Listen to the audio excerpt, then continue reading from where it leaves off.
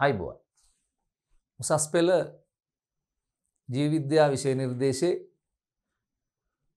අපිට හම්බෙන 6 වෙනි පාඩම ප්‍රවේණිය ජෙනටික්ස් කියලා අපි හඳුන්වන්නේ මේ පාඩම. අන්න මේ පාඩම උසස් පෙළ 13 වසර සිසුන් සඳහා අපි උගන්වන පාඩම. එතකොට පළවෙනි පාඩම ඉවර කරලා 2 3 4 5 ඉවරුණයින් පස්සේ අපි 6 වෙනි පාඩම විදිහට ගන්නෝ ප්‍රවේණිය. මේක බොහොම සුන්දර විෂයක්. අපිට හම්බ වෙන ප්‍රවේණිය නැත්තම් එහෙමත් නැත්තම් ප්‍රවේණි විද්‍යාව කියන එක ළමයි ආස කරන විෂය කොටසක්. මේකට ළමයි ආස කරන්නේ අපි මේ ඇතුලේ තියෙන අන්තර්ගතය අපි හොයලා බලපුවාම මේක ළමයිට බොහොම සමීප වෙන විෂය කොටසක් විදිහට තමයි අපිට හම්බ වෙන්නේ. ඒ හින්දා දරුවෝ ටිකක් ආසාවෙන් ඉගෙන ගන්න විෂය කොටසක් අනිකුත් විෂයන් කොටස් වගේම මේ කොටසට වැඩි කැමැත්තක් දක්වනවා. මොකද මේක ඇතුලේ අපිට හම්බ වෙන තාර්කික කාරණා ටිකක් තියෙනවා. අපි අනිත් කොටස් ගොඩක් වෙලාවට අපි පාඩම් කරන්න කම්මැලි දරුවෝ අන්න බොහොම ආසාවෙන් වැළඳ ගන්න පාඩමක් තමයි ප්‍රවේණිය නැත්තම් ජෙනටික්ස්. අපි මේ පාඩම ඇතුලේ සාකච්ඡා කරනවා ටිකක් දිග පාඩමක්. මේක බෝරින් නෑ. මේක බොහොම ඉන්ට්‍රස්ටිං කොටස් ටිකක් මේක ඇතුලේ තියෙන්නේ. ඒ හින්දා ළමයි මේක ඇතුලෙන් අන්න ලොකු ප්‍රයෝජනයක් ගන්න. ඒ වගේම තමයි මේකේ විභාගයේ දායකත්වය ආරම්භ බැලුවොත් එහෙම උසස් පෙළ විභාග ප්‍රශ්න පත්‍රේ අන්න MCQ කීපයක් ව්‍යුහගත රචනා ප්‍රශ්න කොටස සමහර වෙලාවට රචනා ප්‍රශ්නයක් තියෙන අවස්ථාත් අපි දැකලා තියෙනවා. ඉතින් ඒ හින්දා විභාගෙදී ලකුණු ටිකක් එකතු කරගන්න පුළුවන් විෂය කොටසක් තමයි අන්න ප්‍රවේණිය කියලා කියන්නේ. ඒ හින්දා අපි මේක අරගෙන හිමින් සීරුවේ හොයලා බලමු මේකේ තියෙන කොටස් මොනවද? මේක යටතේ අපිට ඉගෙන ගන්න තියෙන කොටස් මොනවද? ඒත් එක්ක අපි මේක අන්න පිළිවෙලකට සාකච්ඡා කරගෙන යමු ඉදිරියට. අපි මුලින්ම බලමු මේ පාඩම ඇතුලේ අපිට මූලික වශයෙන් ඉගෙන ගන්න තියෙන මූලික කොටස් ටික.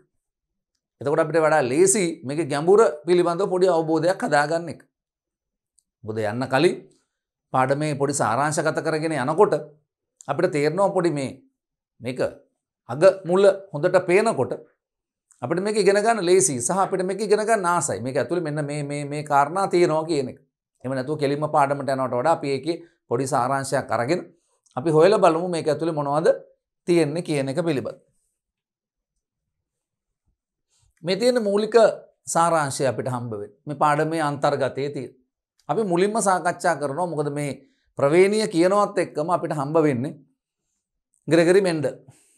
ග්‍රෙගරි මෙන්ඩල් කියලා කියන්නේ මේ ඕස්ට්‍රේලියානු ජාතික ඔගස්ටියන් පූජකවරයෙක්. ඔහු අන්න මේ ප්‍රවේණිය පිළිබඳ සංකල්ප ඉදිරිපත් කරනවා මේ 18 වන සතවර්ෂයේ. ඉතින් මේ අත කාලෙකදී නෙමෙයි.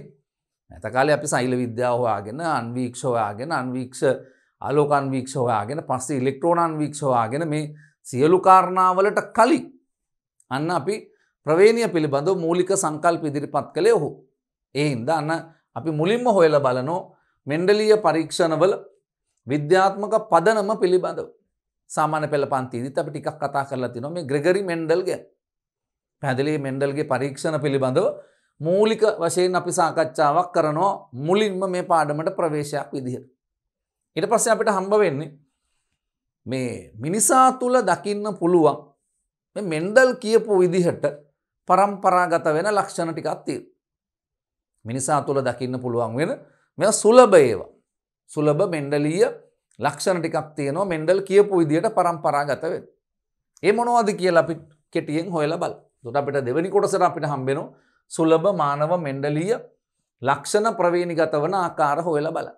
ඒක යටතේ අපි බලනවා මේ ඇලුණු හා නොඇලුණු කම්පෙති. ඒතර පළවෙනි කාරණේ තමයි මේ මානවය තුල දකින්න පුළුවන් ප්‍රධාන කාරණාවක් මේ කම්පෙත්ත. අපි කම්පෙත්ත අරන් බලපුවා. ඉතින් මට ඕගොල්ලන්ට පේන විදිහට මට තියෙන්නේ මේ ඇලිච්ච නැති කම්පෙත්ත. බොහොම නිදහස් කම්පෙත්තක් තියෙනවා. සමහර අයගේ මේක ඇවිල්ලා මක් කියලා දෙනවද? අන්න ඇලිලා තියෙනවා මේ හමත් එක්ක. ආන්න වැඩ. ඒ කියන්නේ අර අපි කියන විදිහට නිකන් මේකේ ආදරයට අල්ලන්න කෑල්ලක් මේ මගේ තියෙනවා. ආන්න වැඩ. සමහරුන්ගේ එහෙම නෑ. ඒක චුට්ටක් අන්න හැමටත් එක්ක සම්බන්ධ වෙලා තියෙනවා. ඉතින් මේක බලන්න.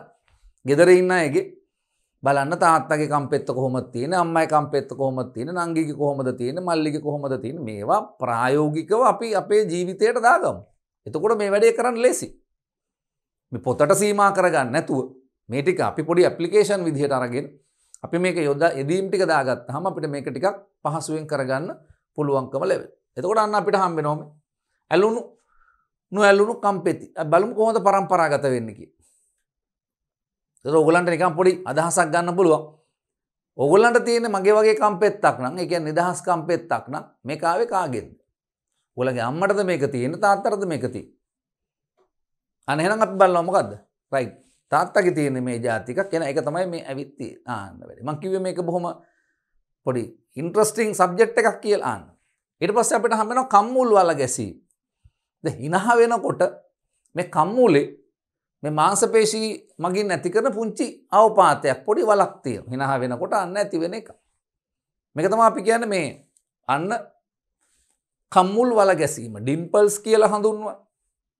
මේකේ දෙපැත්තෙම ඇතිවන අවස්ථාවක් දකින්න පුළුවන්. සමහරලාට කලාතුරකින් එක පැත්තක විතරක් ඇති වෙන අවස්ථාවක් දකින්න පුළුවන් වෙනවා. ඉතින් අපිට එහෙම එකක් තියෙනවා නම් මේක කොහෙන් ආපු එකක්ද? ඊළඟ එක තමයි මේ විඩෝ ස්පීක් පැවතීම හෝ නොපැවතීම. මේක ටිකක් මේ අපිට එහෙම අපිට ටච් නැහැ. අපිට එච්චර මේක මේ පුරුදු නැහැ, හුරු නැහැ.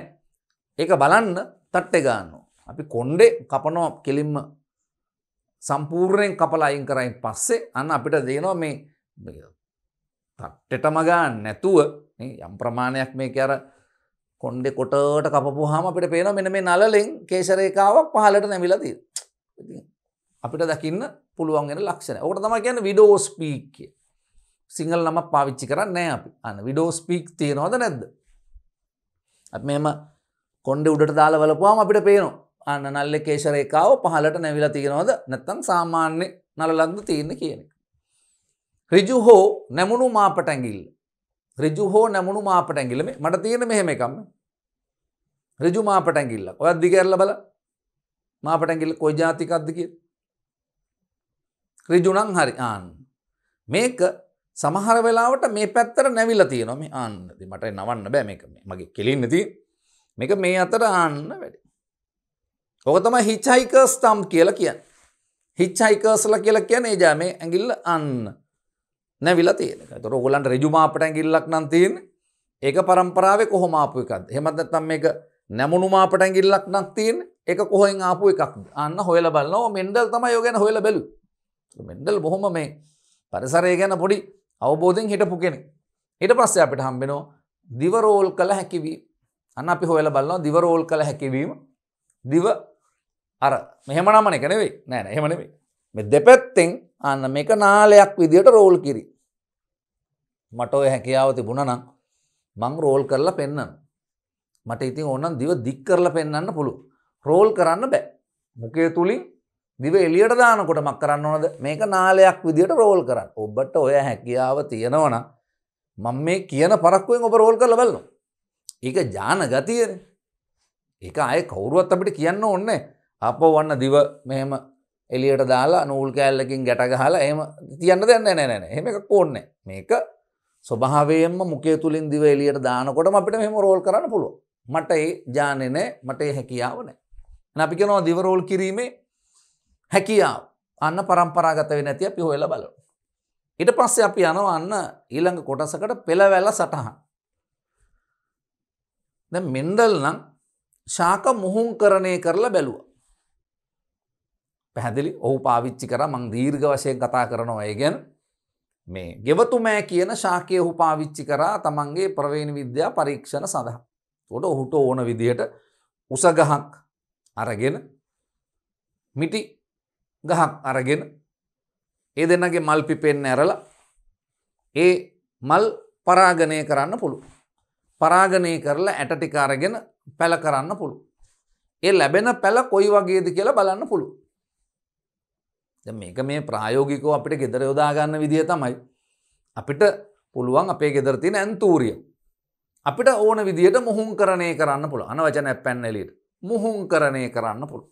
ඒ කියන්නේ අපිට ඕන විදියට පරාගණය කරන්න පුළුවන්. කොහොමද හොයාගන්නේ?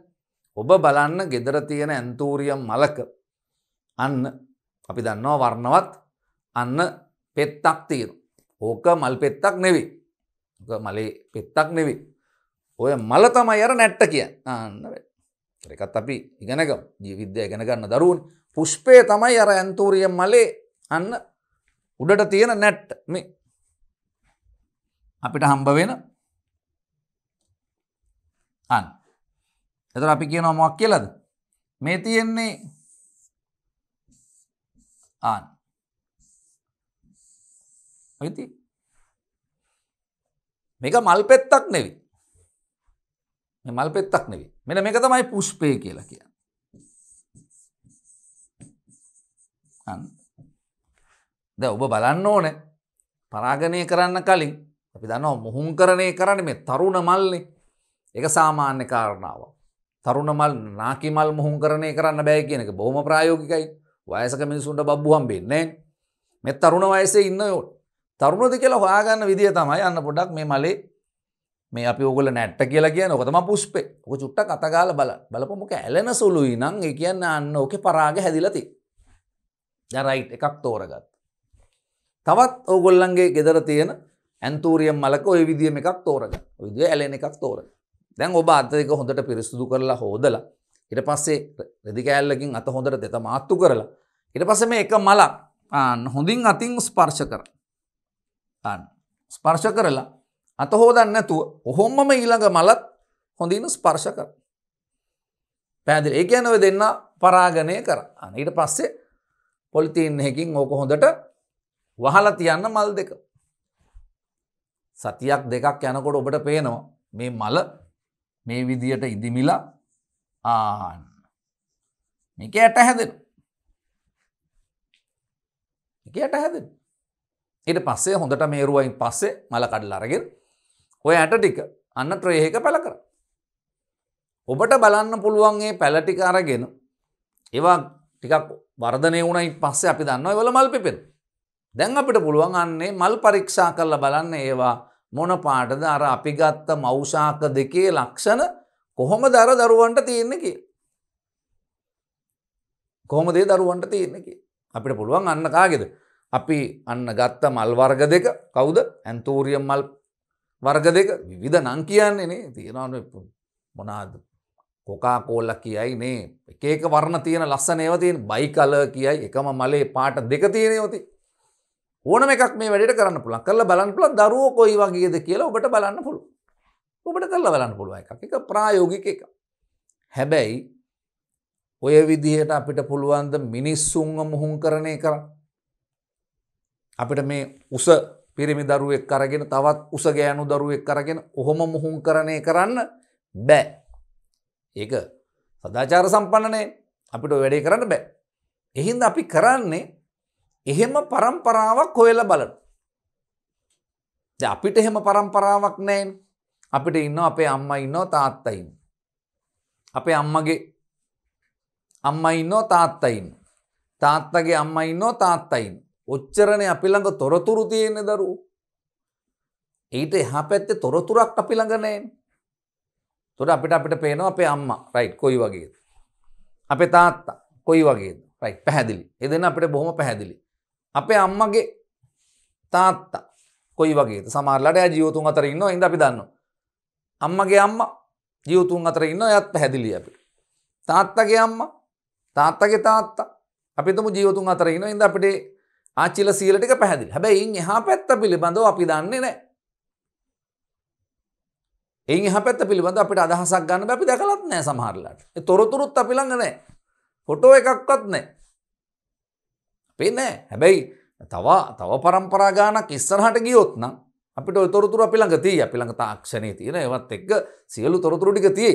තව අවුරුදු අන්න 150කින් 200කින් අද ඉපදින දරුවෙක් අන්න එයා සියලු තොරතුරු ටික එයාගේ මක් කරලා දෙනවද? අන්න පරිගණකයේ තුල එක්රැස් කරලා තියෙනවා. එතකොට එයා දන්නවා પરම්පරා ගානක් පිළිබඳ තොරතුරු. හැබැයි අපි ළඟ එහෙම තොරතුරු නැති හින්දා අපි යනවා එංගලන්තේ වගේ අන්න රජපෙළපතක් පිළිබඳව හොයලා බලන්න. ඒතොර ඒ රජපෙළපතේ අන්න තොරතුරු ටික ඔක්කොම තියෙනවා මක් කළාද? ඉන් ඩීටේල් තියෙනවා. විස්තරාත්මකව තියෙනවා. අන්න ඕකට කියනවා අපි පෙළවැල සටහනක් කියලා. මොකද්ද? මේ මානවයින්ගේ මිනිසාගේ ප්‍රවේණික ලක්ෂණ පරම්පරාගත වෙච්ච විදිහ. ඒක අපි ලේසියෙන් කරපු එකක්. අපිට කරලා බලන එකක් නෙවෙයි. මෙන්ඩල් කරන්නේ සියල්ල කර බලන එක. හැබැයි අපි මේකෙදී යන්නේ මක් කරපු ගද? තිබිච්ච පෙළපතක් පිළිබඳව හොයලා බලන එක. ඉතින් ඔය පෙළපත් පරීක්ෂාව මගින් වෙන විදිහට කිව්වොත් පෙළවැල සටහනක් මගින් අපිට පුළුවන්කම ලැබෙනවා සමහර රෝග පරම්පරාගත වෙලා තියෙන්නේ කොහොමද? පැහැදිලි?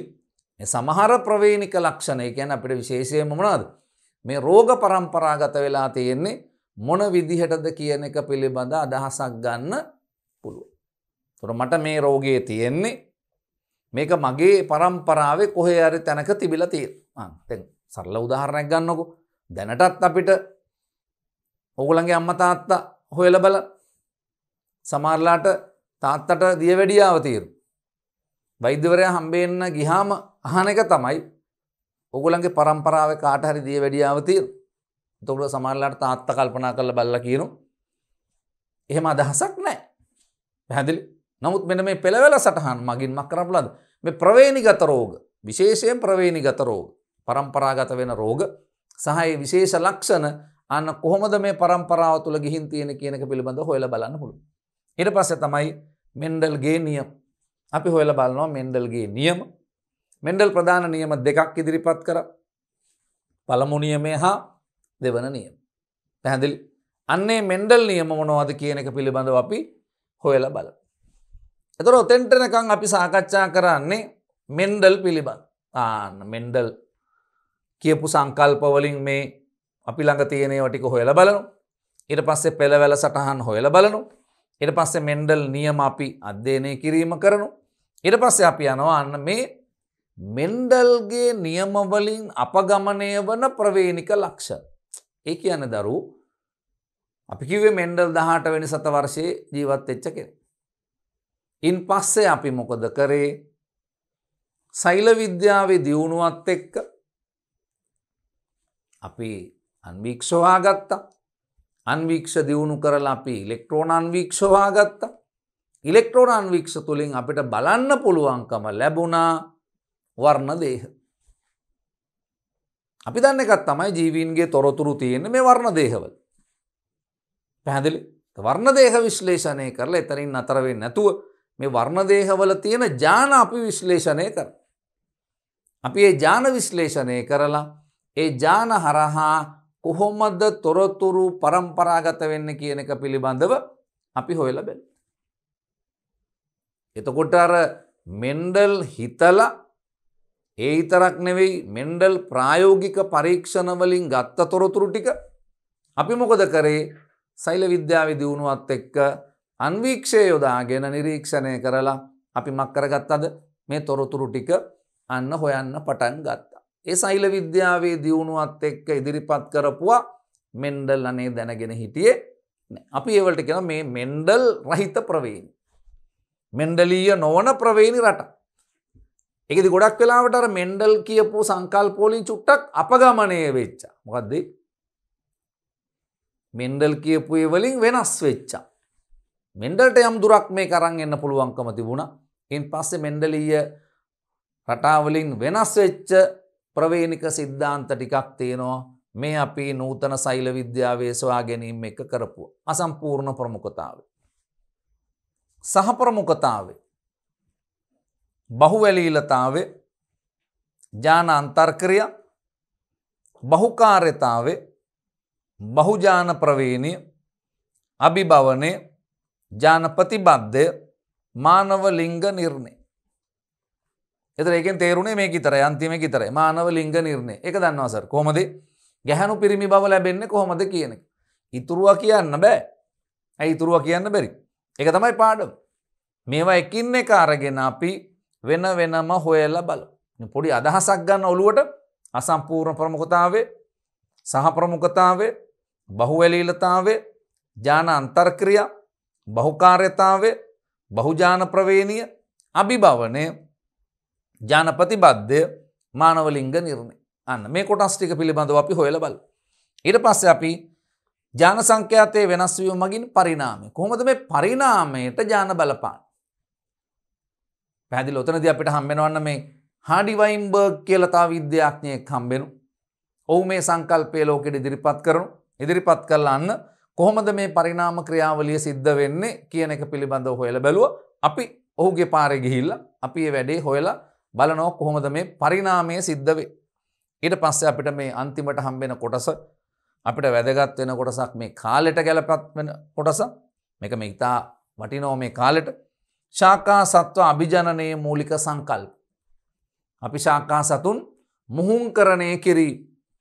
වැඩි අස්වැන්නක් ලබා දෙන ශාක ප්‍රභේද හදාගන්න. වැඩි අස්වැන්නක් ලබා දෙන සත්ව ප්‍රභේද හදන්න. කොහොමද මේ ජාන තාක්ෂණය පාවිච්චි කරන්න කියන කොටසට අපි එනවා. ඉතින් මෙන්න මේ කොටස් තමයි අපිට දැන් ඉදිරියේදී ඕන වෙන්නේ. හේතුව අපේ බිම් කඩ සීමිතයි. එහෙනම් අපිට ඕන වෙනවා සීමිත බිම් කඩක. පුංචි බිම් කඩක වැඩි අස්වැන්නක් සහිත භෝග ශාක නිෂ්පාදනය කිරීම අපිට කාලීන ක්‍රියාවලියක්. ඒ හින්දා තමයි මේවා විශේෂ නිර්දේශයට දාලා තියෙන්නේ. ඒවා අපි පිළිබඳව හොයලා බලමු. මෙන්න අපි යන ගමන. ඒතර මේ ගමන අපි කාලයක් අරගෙන බොහොම ක්‍රමානුකූලව එකින් එකට අරගෙන යමු. අපි යමු මේකේ පළවෙනි කොටස. ජෙනටික්ස් කියන එක. එතකොට අපි මුලින්ම සාකච්ඡා කරන්න හදන්නේ මේ මෙන්ඩල්ගේ ප්‍රවේණිය පිළිබඳ. එතකොට මේක ඇතුලේ මේ ප්‍රවේණි විද්‍යාව. එහෙමත් නැත්නම් ජෙනටික්ස්, එහෙමත් නැත්නම් ප්‍රවේණිය කෙටියෙන් කියනවා. මොකද්ද මේ ප්‍රවේණිය කියලා කියන්නේ? එතකොට ප්‍රවේණිය කියලා කියන එකේ තේරුම තමයි අපි දන්න එකක් තමයි අපි අපේ දෙමව්පියෝ වගේ. එහෙනම් අපි මේකෙදි හොයලා බලනවා මේ දෙමව්පියන්ගේ ලක්ෂණ කොහොමද දරුවන්ට සම්ප්‍රේෂණය වෙන්නේ. ඒ විතරක් නෙවෙයි. අපි අපේ දෙමව්පියෝ වගේ නෙවෙයි. සමහර වෙලාවට. ඒතර අපේ අම්මත් උසයි, අපේ තාත්තත් උසයි, මං කොටයි. ඒ කොහොමද ආවේ? එතන ප්‍රශ්නයක් තියෙනවා.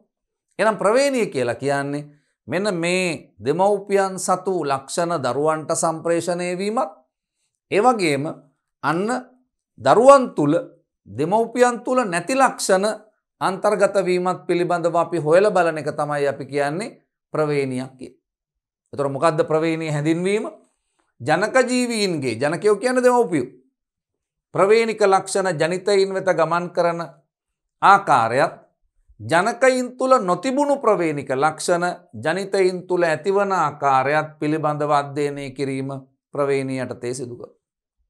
ඒතර ප්‍රවේණිය කියලා කියන්නේ මේ දෙමව්පියන්ගේ නැත්නම් ජනකයින් සතු ලක්ෂණ ජනිතයින් තුල ඇතිවන ආකාරයත් එත් එක්ක ජනකයින් තුල නොතිබුණු ලක්ෂණ අන්න ජනිතයින් තුල ඇතිවන ආකාරයත් පිළිබඳ හොයලා බලන එක. ඒක සමහරලාට දෙමව්පියෝ කේන්ති ගියාම බනින්නේ අපිට කියලා. මේ අපේ වෙන්න බෑයි කියලා. මේ උම්මේ අපේ නම් වෙන්න බෑ කියලා ටිකක් ඔය වයස අවුරුදු ඔයගොල්ලන්ගේ වයසට එනකොට අවුරුදු 18ක් 19ක් 20ක් විතර වෙනකොට මොකද වෙන්නේ? අන්න ඔයගොල්ලන්ගේ හැසිරීම දිහා බලලා දෙමව්පියෝ එහෙම කියනෝනේ. ඇයි එහෙම කියන්නේ? ඇත්ත. මේ අපේ තාත්තා වගේත් නෙමෙයි, අම්මා වගේත් නෙමෙයි, අමුතුම જાතිය සත්තු කියලා කියන්නේ. එතකොට අපි බලන එකක් තමයි මොකද්ද මේ? ඔව්. අපි දෙමව්පියන්ගේ ලක්ෂණ සම්මිශ්‍රණයකින් ආපු එක.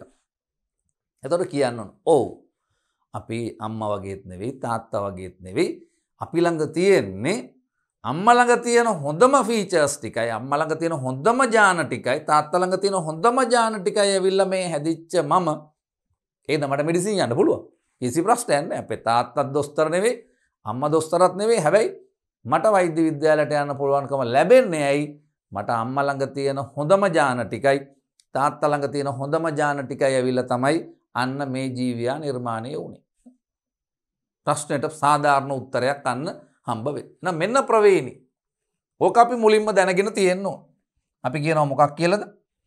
මේ ජනක ජීවීන් තුල පවතින ආවේනික ලක්ෂණ ජනිතයින් වෙත ගමන් කරන ආකාරයත් ඒ වගේම ජනකයින් තුල නොතිබුණු ලක්ෂණ ජනිතයින්ට ඇතිවන ආකාරයත් පිළිබඳ අධ්‍යයනය කිරීම. පැහැදිලිද? එතකොට මේ පිළිබඳව පොඩි කුතුහලයක් පහළ වුණා කාටද? අර 18 වන සත වර්ෂයේදී ග්‍රෙගරි මෙන්ඩල්ට. ඔහුට පොඩි කුතුහලයක් ආව මේ දරුවෝ දෙමව්පියෝ වගේ. හැබැයි සමහර දරුවෝ ඒගොල්ලන්ගේ දෙමව්පියෝ වගේ නෙවෙයි. පැහැදිලි? එතකොට අර සාධාරණ තර්කවලට එන්න එපා. එතකොට සමහරලාට ඒ තාත්තා කෙනෙක් වෙන තාත්තා කෙනෙක් වෙන්න පුළුවන්. ඒක සමාජය ඇතුලේ තියෙන කතන්දරයක් නේ. ඒක නෙමෙයි.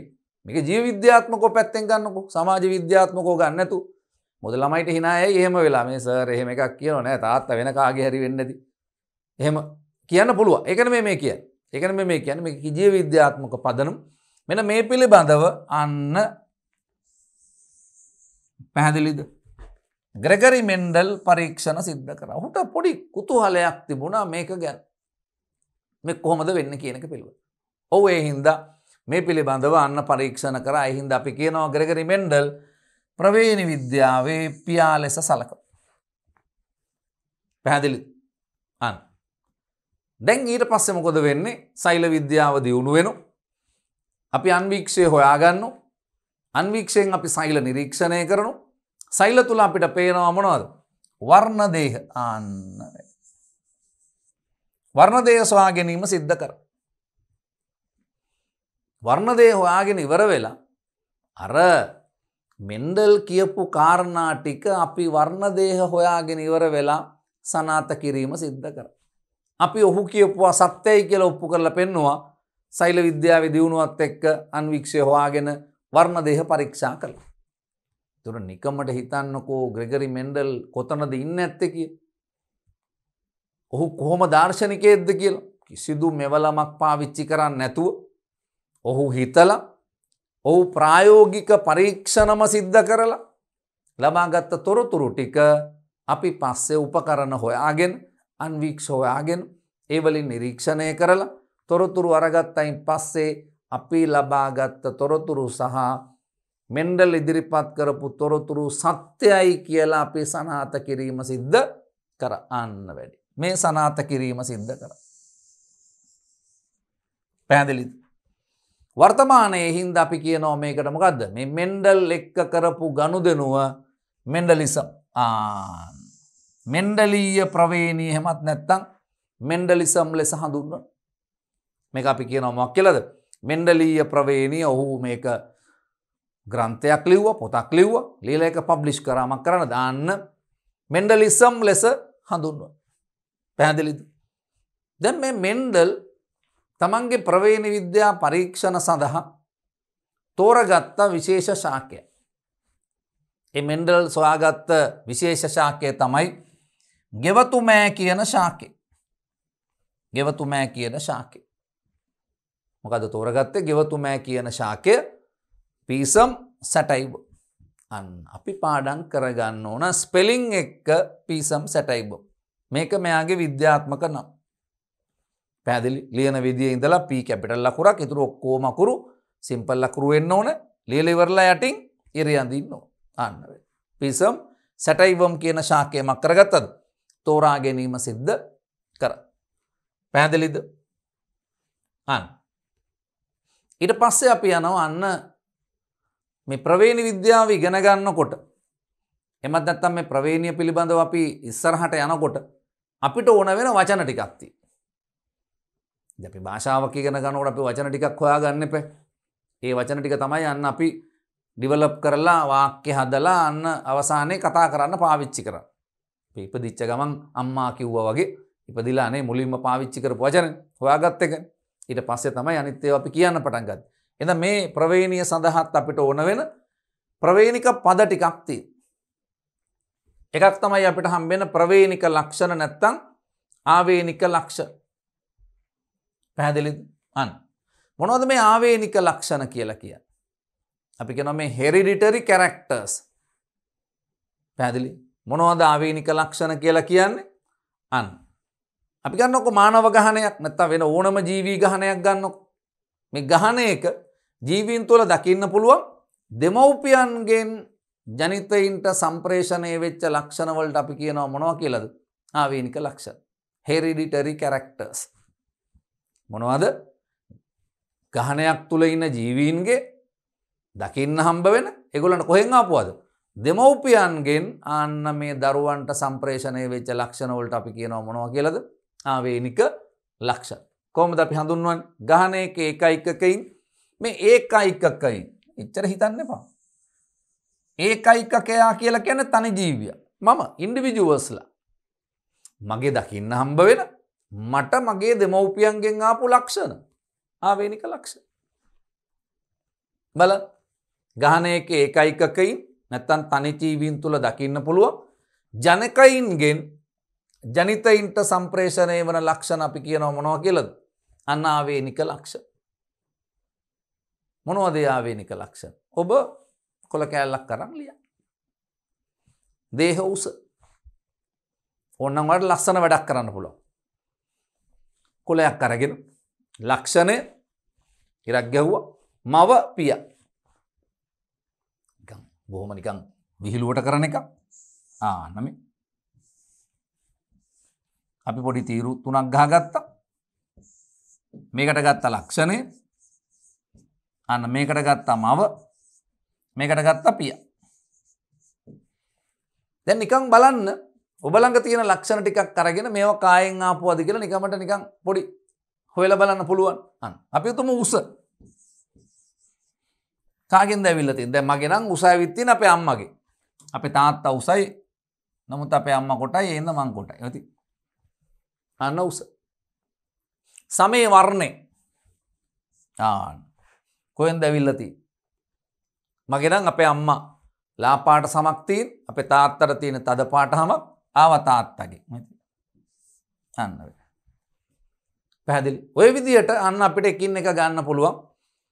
දේහ උස, සමේ වර්ණය, හිස කෙස් වල ස්වභාවය. හිස කෙස් වර්ග දෙකක් තියෙනවා.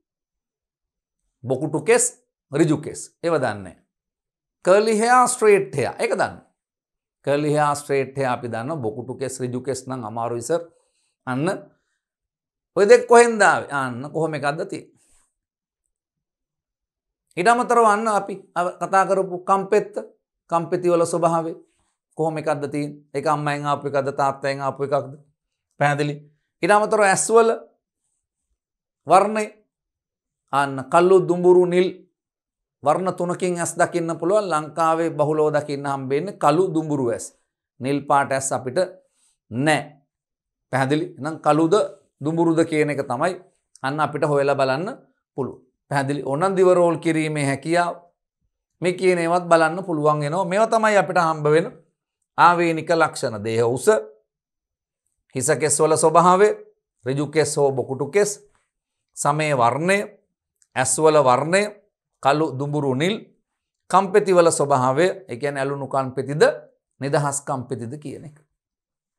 මේක තමයි අපිට හම්බෙන පළවෙනි වචනේ අපි ඉගෙන ගන්න ආවේනික ලක්ෂණ. එහෙමත් නැත්නම් අපිට හම්බෙන ප්‍රවේනික ලක්ෂණ. ත්‍රෝණ ඔලුවට දාගත්තා මොකද්ද කියන්නේ? ගහණයක ඒකයිකකයින් තුල දකින්න හම්බ වෙන ජනකයින්ගෙන් ජනිතයින්ට සම්ප්‍රේෂණය වන ලක්ෂණ. පැහැදිලි. යන්න ඊළඟ එක බලන්න. ප්‍රවේනික විචල්්‍යතාවය. ප්‍රවේනික විචල්්‍යතාවය. දැන් නිකමට හිතන්නකෝ මේ අපේ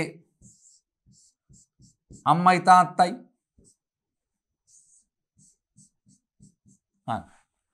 මේගොල්ලන්ට දාව අපි හම්බෙලා තියෙනවනේ දරුවෝ. අපි නිකමට හිතමු මෙච්චර නැතුව ඇති. දරුවෝ 3 දෙනෙක් ඉන්නවා කියලා. නැත්නම් තව එක්කෙනෙක් ගමු. දරුවෝ 4 දෙනෙක්. මේ 4 දෙනා එකම අම්මා තාත්තගේ දරුවෝ. හැබැයි එකිනෙකට වෙනස්.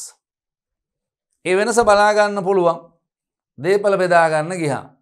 එතකොට තමයි අම්මලා බයින්නේ අර මං කලින් කිව්ව එක පාවිච්චි කරලා බයින්නේ. එතකොට තමයි මෙවුන් නම් අපේ වෙන්න බෑ. මෙහෙම මරා ගන්නවද මේ තියෙන එක බෙදා ගන්න. එහෙම කියලා කිය.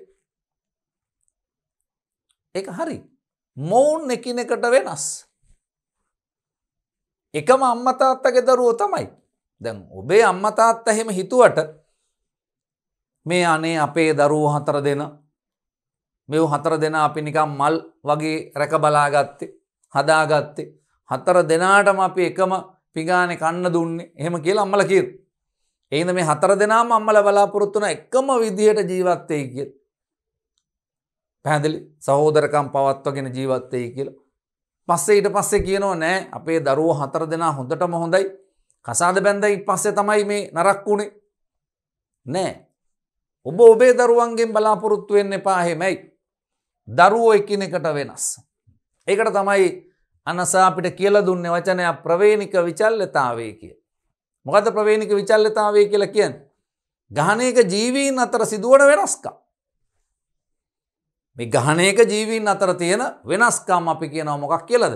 අන්න විචල්්‍යතාවය කියලා කියනවා. ඉතින් මේ විචල්්‍යතාවයේ තීව්‍රම අවස්ථාව තමයි එකම අම්මා තාත්තට දාව උපදින දරුවෝ එකිනෙකට වෙනස්. කලාතුරකින් අර සම නිබුල්ලු ඇරුණහම identical twins කියලා කියන්නේ. identical twins අපි දැකලා තියෙන සර්ව සමයි. ඒ අවස්ථාව හැරුණයින් පස්සේ අනිත් හැම අවස්ථාවකම ජීවීන් එකිනෙකාට වෙනස්. පැහැදිලි. ඔකට අපි නමක් කියනවා ප්‍රවේණික විචල්්‍යතාවය. ඔන්න අපි දෙවෙනි පදේ ඔලුවට දාගන්නවා. ගහනයක එකයිකකයින් අතර පවතින වෙනස්කම් ප්‍රවේණික විචල්්‍යතාවය ලෙස හඳුන්වනවා. පාඩම් කරා. ගහනයක ජීවීන් අතර පවතින වෙනස්කම් ප්‍රවේණික විචල්්‍යතාවය ලෙස හඳුන්වනවා. දැන් මම ඔබට හදලා දෙනවා ලස්සන නෝට් එකක්. ඔබේ සම්පත් පොතට අමතරව. සම්පත් පොත තියාගන්න ලස්සනට. ඒක පාවිච්චි කරන්න. ඊට අමතරව මම ඔබට සම්පත් පොතේ තියෙන විෂය අන්තර්ගත කරලා පිළිවෙලකට නෝට් එකක් හදලා දෙනු. ඔබට තියෙන්නේ මේ වීඩියෝ එක අවශ්‍ය තැනදී පෝස්ට් කරලා ඔබට නෝට් එක ලස්සනට පොතක ලියා ගන්න පුළුවන්. හදලා ඔබට ලස්සන නෝට් එකක් හදා ගන්න පුළුවන්. ඒ නෝට් එක ඔබට නිතර එහාට මෙහාට පෙරලා බලලා මේකේ තියෙන කරුණු ටික මතක තියාගන්න පුළුවන්. පැහැදිලිද? එහෙනම් ඔන්න අපිට දෙවෙනි පදේ හම්බුණා ප්‍රවේණික විචල්්‍යතාවය. මේ බලන්නකො අපිට හම්බෙන බොහොම ජනප්‍රිය එකක්. ඔබ ඉස්කෝලේ ගියන් පස්සේ හිමීට ඔයාගේ අත දිහා බලලා ළඟින් එක්කෙනාගේ අත දිහා බලලා ඔබේ අතේ හැමේ පාටයි ළඟින් එක්කෙනාගේ පාටයි වෙනස්. ඔබ පොඩි නිකන් රිසර්ච් එකක් කරලා බලන්න. මෙන්ඩල් මෙච්චර දේවල් කරා නම් අපිට මේ පොඩි රිසර්ච් එකක් කරන්න බැරි කමක් නැහැ. පන්තියේ ළමයින්ගේ අන්න හැමේ වර්ණේ නිකමට බලන්න විශ්ලේෂණය කරලා එක වගේ හැමක් දකින්න හම්බ වෙන්නේ නැහැ. මේවා වෙනස්. පැහැදිලි? පන්ති ළමයින්ගේ උසාරම් බලන්න. පන්ති නෝද උසායයි මිටියයි කියලා જાති දෙකක් නැහැ. මේ උස මොකද වෙන්නේ? පරාසයක වෙනස් වෙනවා. ඔබට ඕනනම් පුළුවන් පන්ති ළමයින්ගේ උස දැන් හැමේ වර්ණය නම් අපිට එහෙම මනින්න මිනුම් දණ්ඩක් ප්‍රායෝගිකව අපි ළඟ නැහැනේ. මේක අපි නිකන් දල වශයෙන් කියන්නේ මෙයා සුදුයි, මෙයා කළුයි, මෙයා ෆෙයා, මෙයා තලෙලුයිනේ. එහෙම කියලානේ කියන්නේ.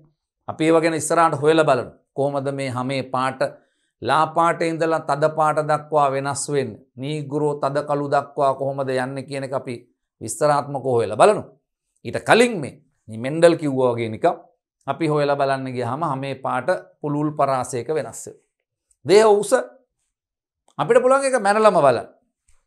අපිට පුළුවන් ගෙලින්ම බිත්තියේ අන්න මීටර් රූලක් අරගෙන ෆිසික්ස් ලැබ් එකට ගිහලා මීටර් රූලක් ගෙනල්ලා ඒක අපිට පුළුවන් බිත්තිය අඳින්න ස්කූලෙන් පර්මිෂන් අරගෙන ලස්සනට අඳින්න පුළුවන් ආන්න අඩි 6ක් විතර උසට අඩි 6ට වඩා උස අය පන්ති නැතුව ඇති සමහරලාට ඉන්නවනන්නේ අන්න ඒ ප්‍රමාණය පන්ති උසම ඉන්න ළමයාගේ ප්‍රමාණයට චුට්ටක් වැඩියෙන් අරගෙන ආන්න බිත්තිය අඳගත්තා.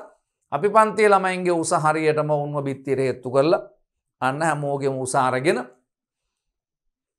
ගන්න මධ්‍යයනේ උස. ඒ කියන්නේ මේ උසවල් ටික එකතු කරලා ළමයි ගානේ බෙදපුවාම අන්න මධ්‍යයනේ උසක් අපිට හම්බෙනවා. අපිට මේක ප්‍රස්ථාර කරලා ගත කරලා බලපුවාම අපිට හම්බ වෙන්නේ මෙන්න මෙහෙම එකක්. ආන්න. ඒතර අපි කරන්නේ මේ අරන් බැලුවොත් එහෙම ආන්න. මේ තමයි මධ්‍යයනේ උස. ඒ මධ්‍යයන උසට වඩා උස වැඩි ඈත් ඉන්නෝ මධ්‍යයන උසට වඩා උස අඩු අයත් දකින්න පුළුවන් වෙයි. දැන් අපි කියනවා මොකක් කියලාද? අන්න දේහ උස ප්‍රමත ව්‍යාප්තියක් තියෙනවා. දැන් අපි ඒ ගැන වෙනම සාකච්ඡා කරනවා ප්‍රමත ව්‍යාප්තියක් තියෙනවා. එතකොට ඔන්න අපිට හම්බෙච්ච දෙවන පදය ප්‍රවේණික විචල්්‍යතාවය අන්න ජීවී ගහනයක ඒකයිකකයින් අතර පවතින වෙනස්කම් අපි කියනවා ප්‍රවේණික විචල්්‍යතාවය ලෙස හඳුන්වනු. වර්ණයේ වෙනස්කම් ඊට අමතරව දේහ උසේ වෙනස්කම්. ගන්න ඊළඟ එක පරස්පර ලක්ෂණ යුගල්. ඊළඟට අපිට හම්බෙන එකක් තමයි මේ පරස්පර ලක්ෂණ යුගල්. පැහැදිලි? දැන් අපෙත් පරස්පර ලක්ෂණ තියෙනවා. මොකක්ද මේ නිදහස් කම්පෙති හා ඇලුණු කම්පෙති පරස්පරයි. එතකොට අපිට හම්බෙන කෙනෙක් ගත්තොත් එහෙම එයාගේ තියෙන්නේ අන්න නිදහස් කම්පෙත්තක්, අනිත් එක්කෙනාගේ තියෙන්නේ ඇලුණු කම්පෙත්තක් තියෙනවා. අපි ළඟත් අන්න එහෙම පරස්පර ලක්ෂණ තියෙනවා. මහ ගොඩක් නැහැ. පැහැදිලි? අන්න එතකොට අපි කියනවා මොකක් කියලාද? පරස්පර ලක්ෂණ කියලා කියන්නේ එකිනෙකට වෙනස් ප්‍රභේද දෙකක්. එකිනෙකට වෙනස් ප්‍රභේද දෙකක් අන්න අපි කියනවා පරස්පර ලක්ෂණ කියලා. මේක ගොඩක් වෙලාවට මේ පරස්පර ලක්ෂණ දැක්කා ග්‍රෙගරි මෙන්ඩල් ඔහු තෝරගත්ත ගෙවතුමෑ ශාකවල. ඔහු තෝරගත්ත ගෙවතුමෑ ශාකවල මේ පරස්පර ලක්ෂණ ඔහු හොඳින් නිරීක්ෂණය කරා. අපි ළඟ පරස්පර ලක්ෂණ සමහර ඒවා පරස්පර නැහැ. දේ උස ගන්න බෑනේ දරුවෝ. පරස්පර නැහැ උසයි මිටි කියලා දෙකක් නැහැ. පුළුල් පරාසයක එක ව්‍යාප්ත වෙලා ගින්ති. සමේ වර්ණේ සුදුයි කළුයි කියලා ගන්න බෑ. ඒවා පරස්පර නැහැ. ඒ දාන්න පරස්පර ලක්ෂණ කියලා කියන්නේ ගහනයක ජීවීන් අතර තියෙන වෙනස් ප්‍රභේද ආන්න වැඩ. මේ කිසියම් තනි ලක්ෂණයක එකිනෙකට වෙනස් ප්‍රභේද නෙමෙයි. ගහනයක අපිට හම්බ වෙන තනි ලක්ෂණයක තියෙන වෙනස් ප්‍රභේද. උස ගත්තාම උසයි මිටි. පැහැදිලි? කම්පෙත්ත ඇලුණු කම්පෙති නිදහස් කම්පෙති. එතකොට අපිට මේ පරස්පර ලක්ෂණ යුගල තියෙනවා. මේ කම්පෙති වල ස්වභාවය ඇලුණු කම්පෙති නිදහස් කම්පෙති.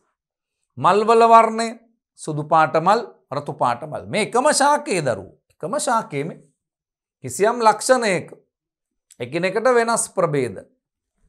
එතකොට අපිට හම්බ වෙනවා මල් වල වර්ණය සුදු පාට මල් රතු පාට මල්. කරලේ වර්ණය කොළ පාට කරල් කහ පාට කරල් කියන එක. මේ අපිට හම්බෙන එහෙනම් අපිට හම්බෙච්ච ඊළඟ වචනේ පරස්පර ලක්ෂණ යුගල. පැහැදිලිද? අන්න අපි යනවා ඊළඟ එක්කෙනා බලන්න. සත්‍යාභිජනක බව. එහෙමත් නැත්නම් අපි කියනවා මොකක් කියලාද? අන්න නොමුහුන් බව. සත්‍යාභිජනක බව. එහෙමත් නැත්නම් අපි කියනවා නොමුහුන් බව. මොකද්ද මේ නොමුහුන් බව කියලා කියන්නේ? අන්න අපි ගමුකෝ කිසියම් ලක්ෂණයක්. දැන් මෙන්ඩල් හොයලා බැලුවා අන්න උස ශාක දෙකක්. මෙන්ඩල් ගත්තා මොකද්ද? අන්න උස ශාකයක් ගත්තා. අන්න පැහැදිලි? තවත් උස ශාකයක් ගත්තා.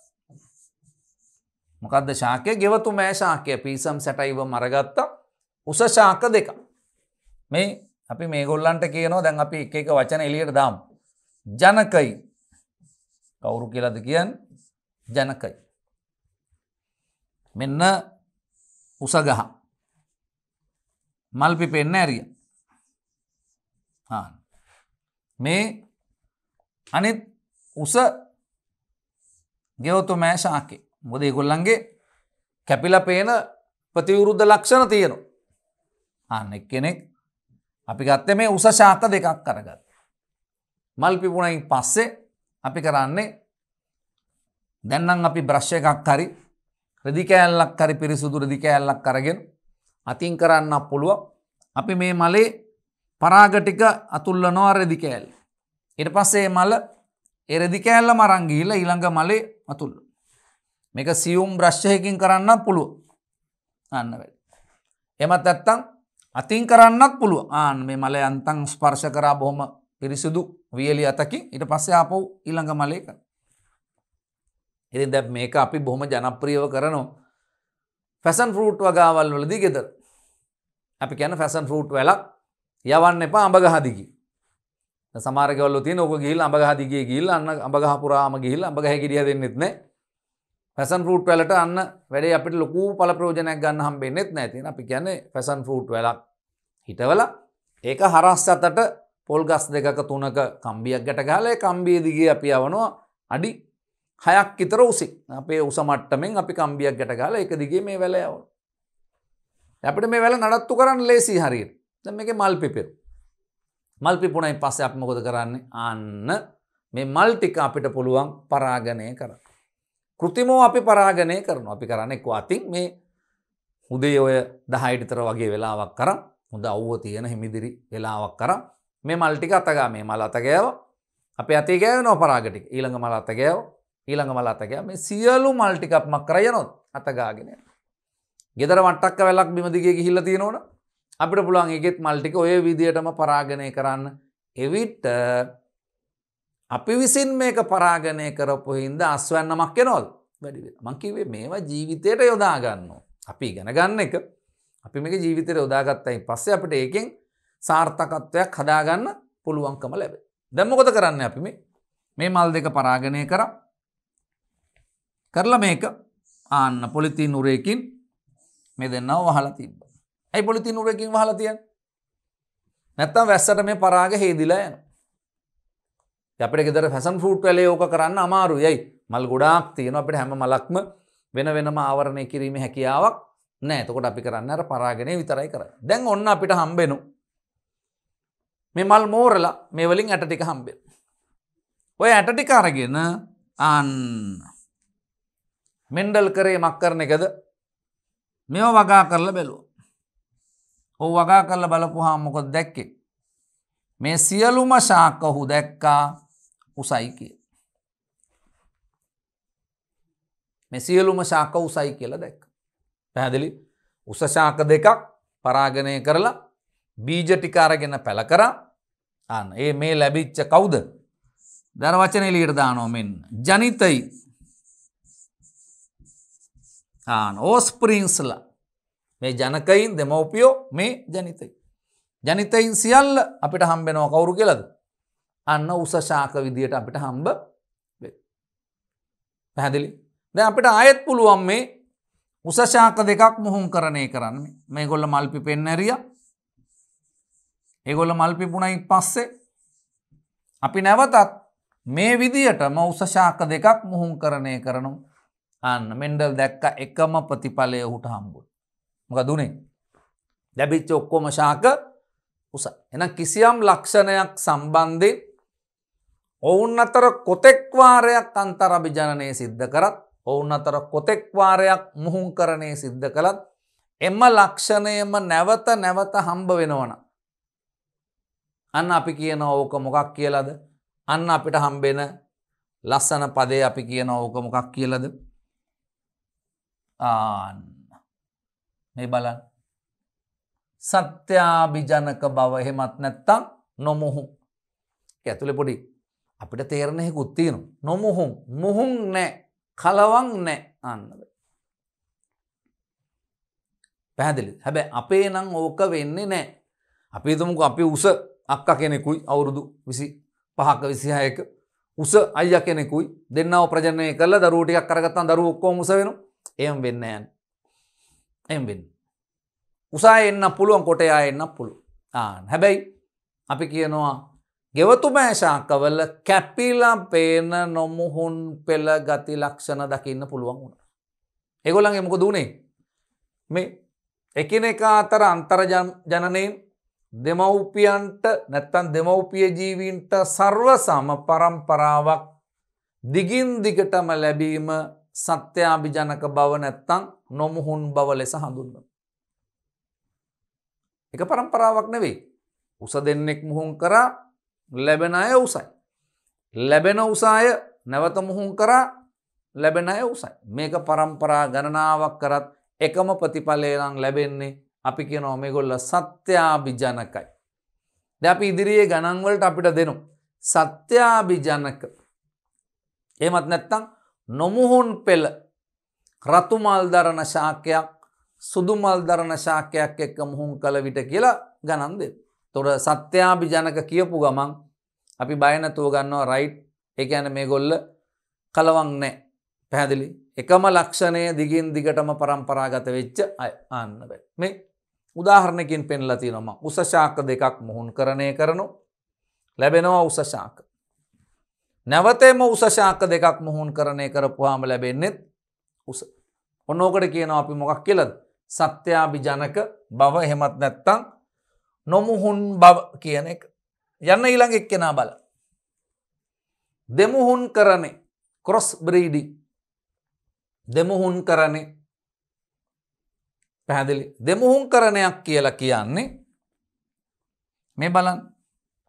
දෙමුහුන්කරණයක් කියලා කියන්නේ අපිට හම්බ වෙච්ච අන්න මෙන්ඩල්ට හම්බ වෙච්ච උස ගෙවතුමෑ ශාකයකුයි මිටි ගෙවතුමෑ ශාකයකුයි මුහුන්කරණය කරපු මේ ජනකයි.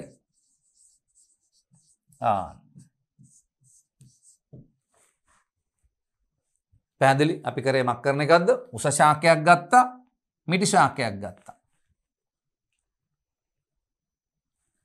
උස ශාකයේ මල් පිපෙන්න ඇරියා, මිටි ශාකයේ මල් පිපෙන්න ඇරියා. ඊට පස්සේ දෙන්නව පරාගණය කරා. මල් ටික පරාගණය කරා. පරාගණය කරලා අන්න මල් ටික මෝරන්න ඇරලා ඇට ටික ගත්තා. ඇට ටික පැල කරා. ඇට ටික පැල කරලා පැල වර්ධනය වෙන්න ඇරියා. වර්ධනය වුණයින් පස්සේ අපි පරීක්ෂා කරලා බැලුවා ඒගොල්ල කොයි ජාතියද කියලා. අපිට හම්බුණා උසයි කියලා. 100% අපිට හම්බුණා මොකක් කියලාද? ඔක්කොම දරු ශාක උසයි. මේ අපිට හම්බ වෙච්ච කවුද? ජනිතයි.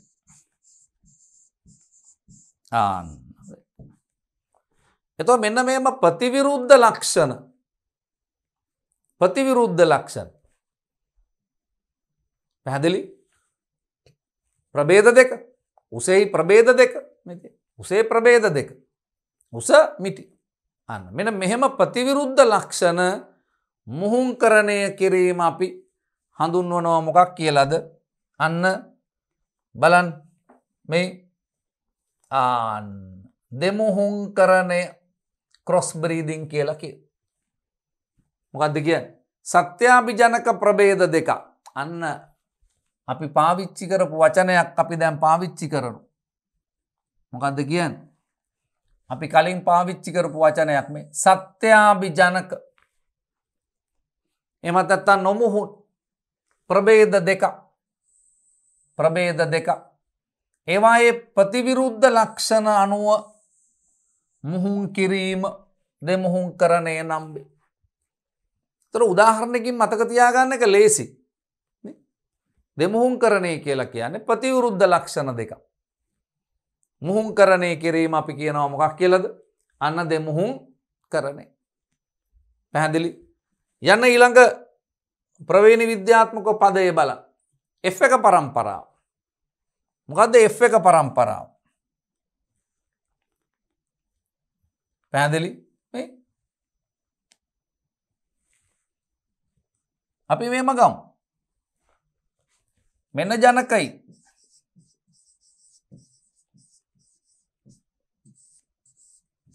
කවුද? උස ශාකයක් මුහුන්කරණය කරනවා අපි කාත් එක්කද? මිටි ශාකත් එක්ක. මුහුන්කරණය කරපුවාම අපිට ලැබෙනවා උස ශාක. 100% උස. අන්න මේවා අපිට ලැබිච්ච ප්‍රායෝගික ප්‍රතිඵල. මේවා අපිට හම්බෙච්ච ප්‍රායෝගික ප්‍රතිඵල.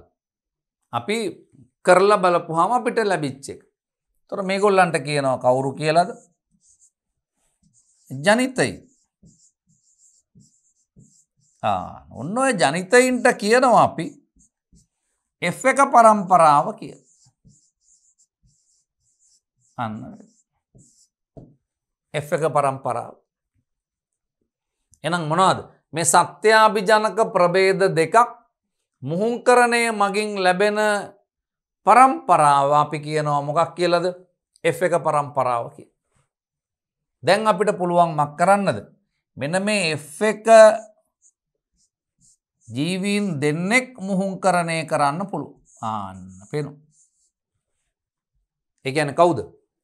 උස ශාකෙකුයි කවුද? ඒ ලැබිච්ච තවත් උස ශාකෙකුයි මුහුංකරණය කරන්න පුළුවන්. අන්න. එතකොට ආපහු අර පරණ අතීත මතකයට යන්න එපා. මෙතනදී උස ශාකයක් මිටි ශාකයක් මුහුංකරණය කරලයි උස ශාක හම්බුනේ. ඒ ලැබෙන උස ශාක දෙකක් තමයි නැවත මුහුංකරණය කරන්නේ. ඒ මුහුංකරණය කරපුවාම අන්න අපිට හම්බෙනවා මොනවද? අපිට F2 පරම්පරාව හම්බ වෙනවා අන්න වැඩි. පැහැදිලිද? අපි කරේ මේ ලැබෙන උස ශාක දෙකක් මල් පිපෙන්න අරලා අර කතාවම කියනවා.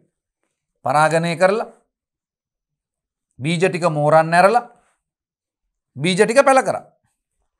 පැල කරපුවාම අපිට ලැබෙනවා අන්න අපි මේ පැල ටික හොඳට පරීක්ෂා කරලා බලපුවාම ඒ පැල ගොඩේ තියෙනවා උස ශාකක් තියෙනවා මිටි ශාකක් තියෙනවා.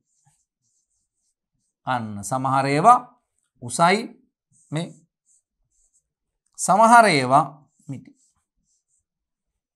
අන්නේ F එක ජීවීන් මුහුන්කරණය කරලා ලැබෙන ඊළඟ පරම්පරාව අපි කියනවා මොකක් කියලාද?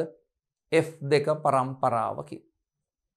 මේකේ ලැබෙන ප්‍රතිඵල ටික අපි විශ්ලේෂණාත්මකව බලමු ඊළඟ කොටසේදී. එහෙනම් ඔන්න අපිට හම්බුණා මොකද්ද?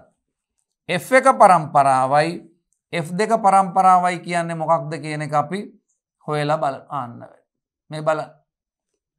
F1 පරම්පරාව වෙනස් ප්‍රභේදවලට අයත් සත්‍යාභිජනක ජීවීන් දෙදෙනෙකු අතර මුහුන් කිරීම මගින් ලැබෙන පරම්පරාව F1 පරම්පරාව ලෙස හඳුන්වනවා. කවුද මේ? වෙනස් ප්‍රභේදවලට අයත් සත්‍යාභිජනක ජීවීන් දෙදෙනෙකු අතර වෙනස් ප්‍රභේදවලට අයත් වෙනස් ප්‍රභේද උස මිටි මුහුන් කිරීම මගින් ලැබෙන පරම්පරාවේ ජීවීන් අපි හඳුන්වනවා කවුරු කියලාද? අන්න අපි කියනවා ඒගොල්ල F1 පරම්පරාව ලෙස හඳුන්වනවා. එහෙනම් කවුද F2 පරම්පරාව කියන්නේ? F2 පරම්පරාව කියලා කියන්නේ අපි අර කලින් ගත්තා වගේ මොනවද? අන්න මේ F2 පරම්පරාව කියලා කියන්නේ F1 මුහුන්කරණය මගින් ලැබෙන ශාක පරම්පරාව. F1 පරම්පරාවට අයත් ජීවීන් දෙදෙනෙකු අභිජනනය මගින් ලබා ගන්නා පරම්පරාව අපි කියනවා F2 පරම්පරාව. ඒක පාඩම් කරන ඒවා නෙවෙයි.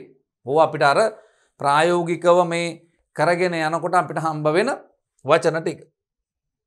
ගන්න ඊළඟ වචන. මෙන්න අපිට ඊළඟට හම්බ වෙන එකක් තමයි ඥානයක් කියන්නේ මොකක්ද? එතකොට ඥානයක් කියන්නේ මොකක්ද? කල්පනාවේ. දානයක් නෙවෙයි ඈ. දානයක් කියන්නේ දීමක්. මේ කියන්නේ ඥානයක්. අන්න. මොකද්ද ඥානයක් කියන්නේ? අපි කියනවා ජීන් එකක්, ජෙනෝම් එකක් අන්න. මේ තියෙන්නේ ඥානය.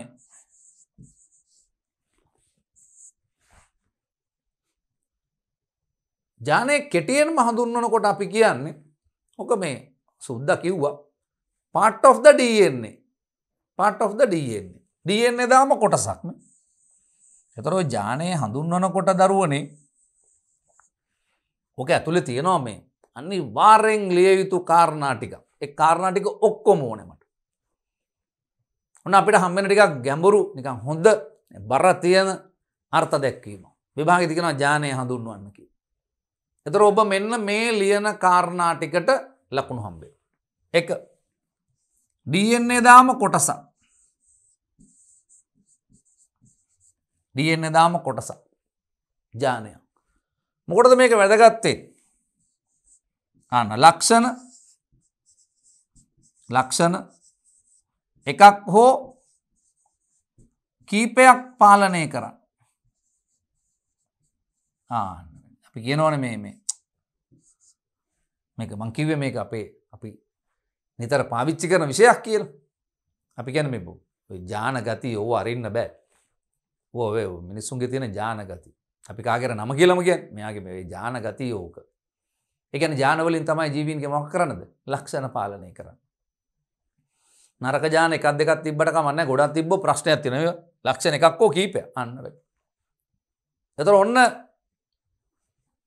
DNA දාම කොටසක්. ඒක අපේ අර්ථ දැක්වීම ඇතුළේ තියෙනවා. දෙක ලක්ෂණ එකක් හෝ කීපයකට වග කියන. එකත් ඕක ඇතුළේ තියෙනවා. පැහැදිලි? එහෙනම් ජීවීන්ගේ ලක්ෂණ එකක් හෝ කීපයක් තීරණය කරන අන්න DNA දාම කොටසක්. මේ DNA දාම කොටස ඇතුලේ තියෙනව මොනවද? නියුක්ලියෝටයිඩ් අණුපිළිවෙල. මම ඒක ගන්න ඔය DNA අණුව පොඩක් ලෙහලා බලනවා මේ විදිහට. අන්න.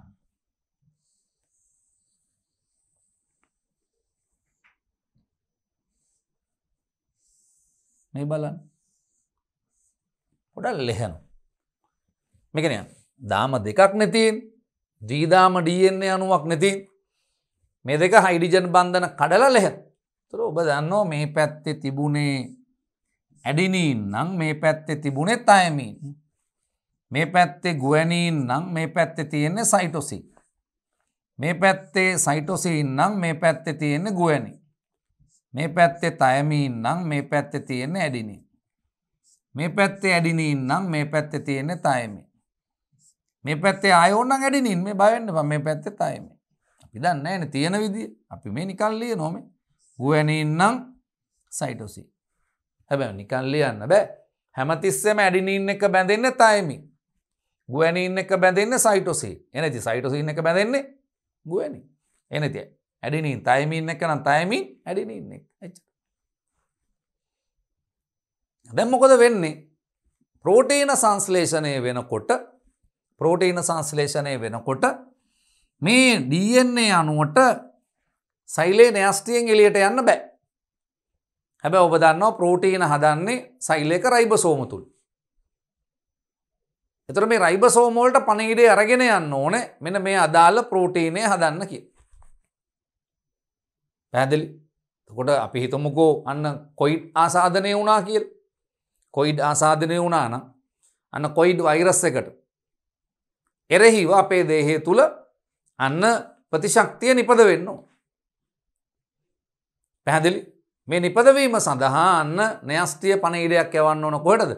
අන්න රයිබෝසෝම වලට මෙන්න මේ ප්‍රෝටීන් එක හදන්න. මේ වෙනකොට COVID-19 ආසාදනය වෙලයි තියෙන. ඒ වෛරස් එකට එරෙහිව මේ ප්‍රෝටීන් එක හදන්න. හැබැයි මේ ප්‍රෝටීන් එක ඉක්මනින් හැදුවා නම් ඉක්මනින් රෝගය සුව වෙනවා.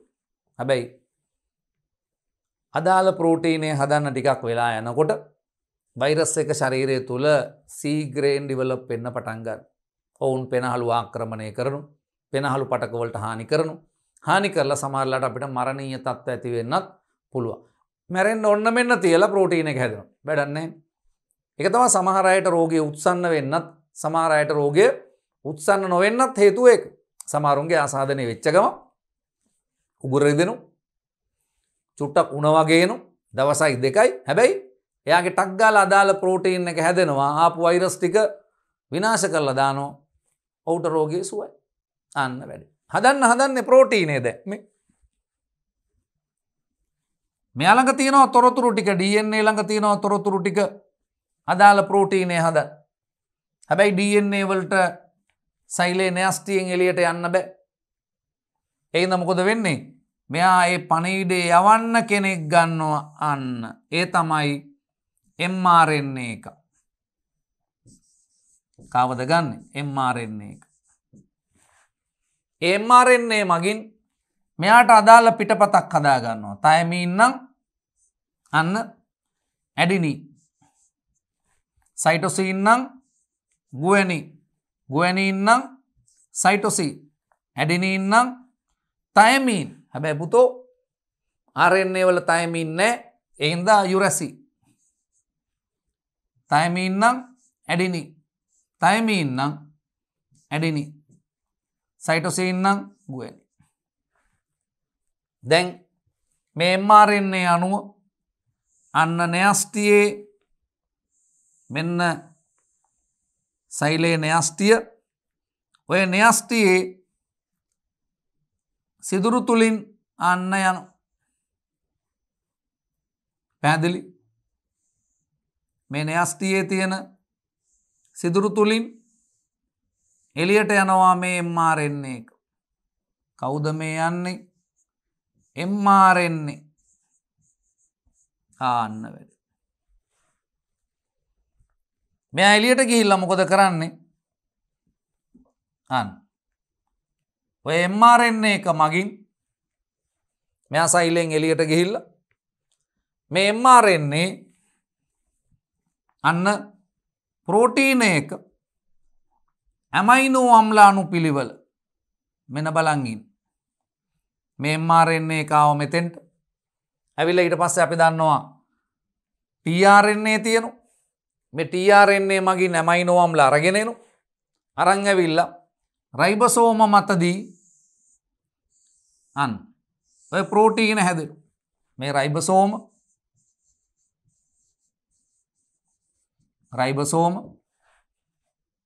මෙයා ගේනවා mRNA ගේනවා පණිවිඩේ. ඒ පණිවිඩයට අනුරූපව මම මේ කියන්නේ බොහොම සරලව මේ වැඩේ.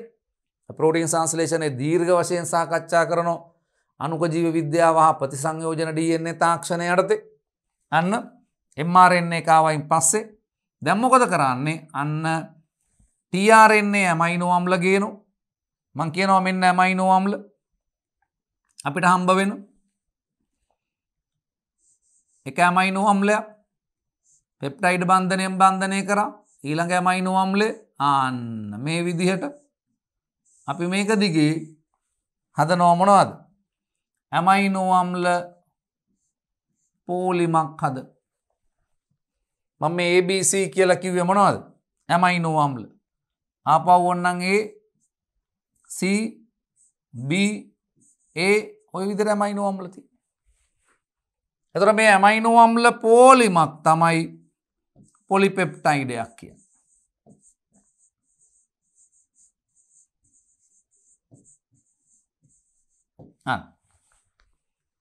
මෙන්න මේ භස්ම තුනකින් තමයි අන්න එක ඇමයිනෝ අම්ලයක් තීරණය වෙන්නේ.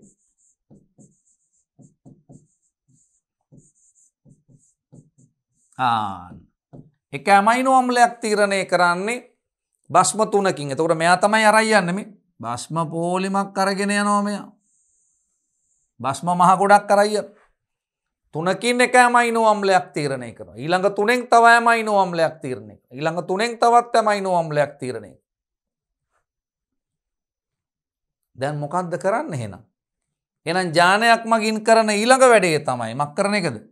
අන්න මේ ජානයක් මගින් කරන ඊළඟ වැඩේ තමයි මෙන්න මේ හැදෙන පොලිපෙප්ටයිඩේ ඇමයිනෝ අම්ල රටාව තීරණය කරන්නේ මෙන්න මේ ජානවල තියෙන නියුක්ලියෝටයිඩ් එහෙමත් නැත්නම් භස්මාණු පිළිවෙල මගින්.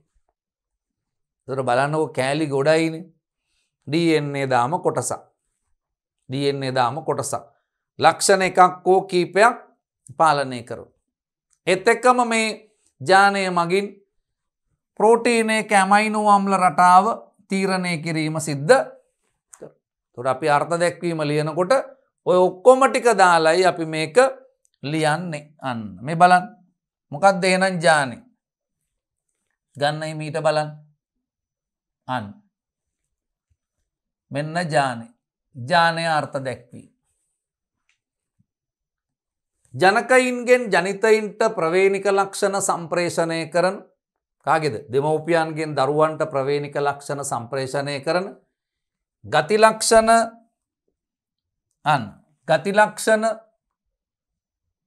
මේ ගති ලක්ෂණ එකක් හෝ කීපයක් සඳහා වැදගත් වන විශේෂිත ප්‍රෝටීන හෝ පොලිපෙප්ටයිඩ් එකකට කේතය මැසේජ් එක අරන් ගිය අර mRNA කේතය සපයන අන්න නිශ්චිත වර්ණ දේහයේ පතයක ස්ථානගතව තියෙන DNA වල නියුක්ලියෝටයිඩ් අණුපිළිවෙලක් ජානයක් ලෙස හඳුන්වනවා. අන්න වෙයි.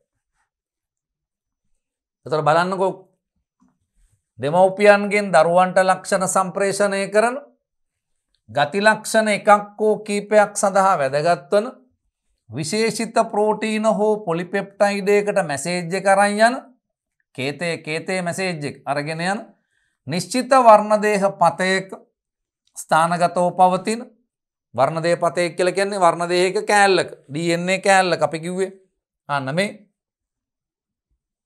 අන්න පේනු DNA කොටසක මේ අන්න දකින්න හම්බ වෙන පැහැදිලි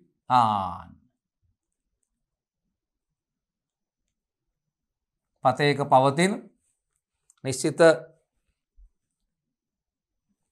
වර්ණදේහ පතයක දකින්න පුළුවන් නියුක්ලියෝටයිඩ් එහෙමත් නැත්නම් මම අර ඇඳලා පෙන්නුවේ නයිට්‍රජනීය භස්මාණු පිළිවෙලක්. නයිට්‍රජනීය භස්මාණු පිළිවෙලක් අපි ජානයක් ලෙස හඳුන්වනවා. ඒතර ඔය පතය කියලා කියන්නේ වර්ණදේහයක ජාන තියෙන නිශ්චිත ස්ථානයේ පතේ අනු වර්ණදේහයක නිශ්චිත ස්ථානයේ වේ. ආවේනික ඒකක ජානය ජීවින්ගේ ආවේනික ඒකකේ අපි කියනවා මොකක් කියලාද? ජාන. පැහැදිලිද? එතකොට එක ජානයක් තවත් ජානයකින් වෙනස් වෙන්නේ කොහොමද කියලා බැලුවොත් මේ බලන්නකෝ අන්න වෙයි.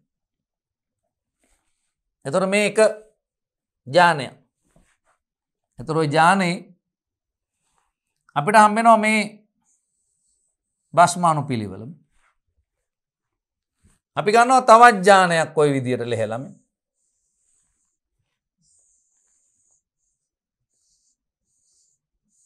එතකොට මොකද්ද වෙන්නේ? මේ අණු පිළිවෙල නෙවෙයි අනිත් එකේ තියෙන්නේ. එතකොට එක ජානයක් තවත් ජානයකින් වෙනස් වෙන්නේ එයාගේ මොකක් වීමත් එක්කද? භස්මාණු පිළිවෙල වෙනස් වීමත් එක්ක මේ එක ජානයක තියෙනවා අන්න මේ කියන භස්මාණු පිළිවෙල.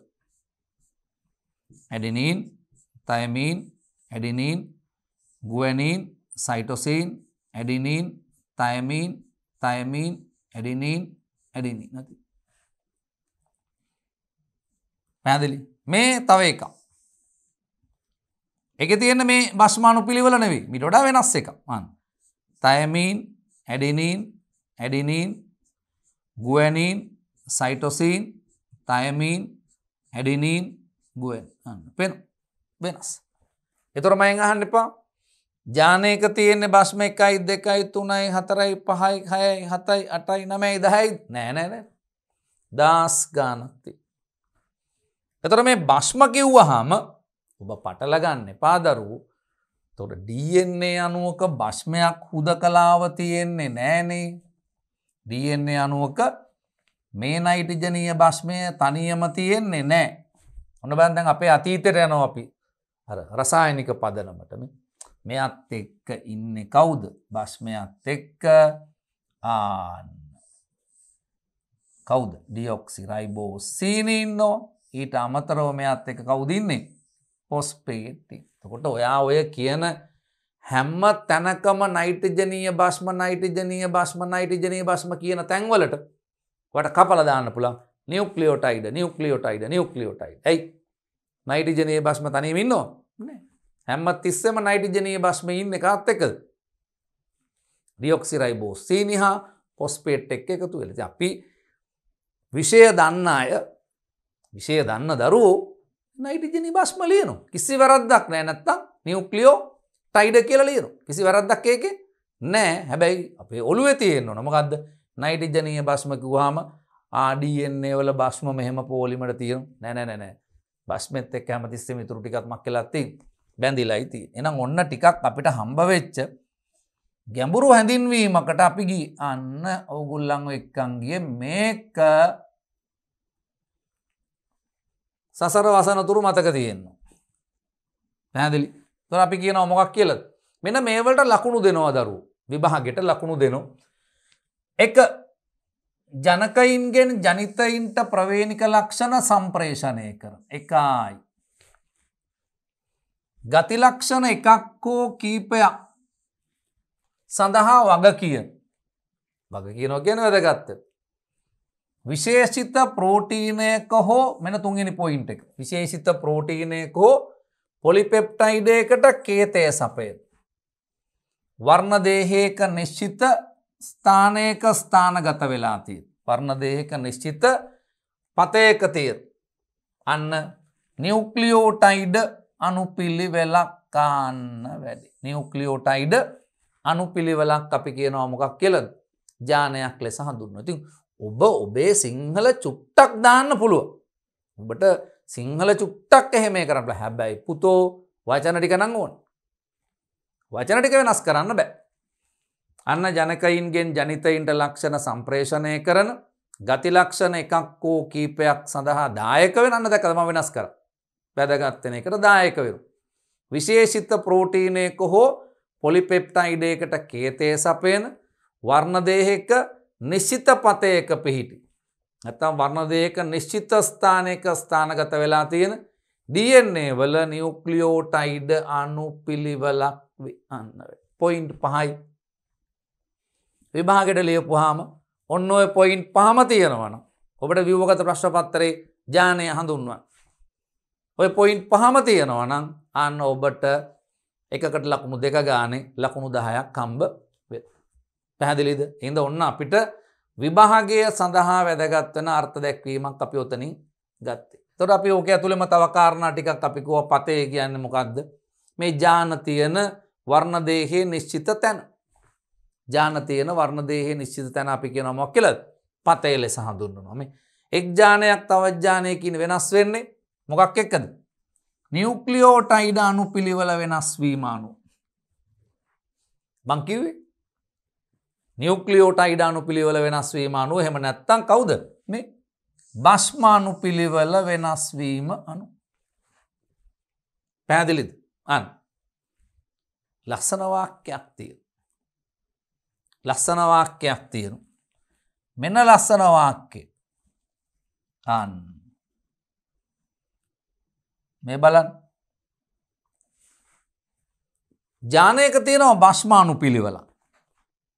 මේ ජානයක භස්මාණුපිළිවෙල මගින් ප්‍රෝටීනේ ඇමයිනෝ අම්ල අණුපිළිවෙල තීරණය කරනවා. මේ භස්ම තුනක් මගින් එක ඇමයිනෝ අම්ලයක්. අපි තුමු ග්ලයිසීන්. ඔබ අහලා තියෙනවා රසායනික පදනම. ඊළඟ භස්ම තුනෙන් තව ඇමයිනෝ අම්ලයක්. ඇලනීන්. ඊළඟ භස්ම තුනෙන් තව ඇමයිනෝ අම්ලයක්. අයිසොලියුසින්. ඊළඟ භස්ම තුනෙන් තව ඇමයිනෝ අම්ලයක්. ප්‍රෝලීන්. අන්න එහෙම ඇමයිනෝ අම්ල සීක්වන්ස් එකක් තීරණය කරනවා. එතකොට මොකක්ද කියන්නේ? භස්මාණුපිළිවෙලක් මගින් ප්‍රෝටීනයක ඇමයිනෝ අම්ල අණුපිළිවෙල තීරණය කරනවා. එතකොට අපෙන් අහන්නේ විභාගයට අහන්න පුළුවන්. ජාන හා ප්‍රෝටීන අතර තියෙන සම්බන්ධතාවය කුමක්ද? මෙන්න කිව්වා. ජාන හා ප්‍රෝටීන අතර තියෙන සම්බන්ධතාවය මෙති. ජානයක නියුක්ලියෝටයිඩ් අණුපිළිවෙලක් මගින් ප්‍රෝටීනේ ඇමයිනෝ අම්ල අණුපිළිවෙල තීරණය කරනවා. පැහැදිලිද?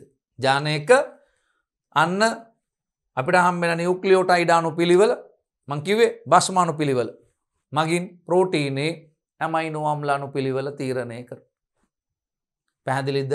ඔන්න අපි කතා කරා ටිකක් ගැඹුරු කතන්දරයක් පිළිබඳව. කවුද?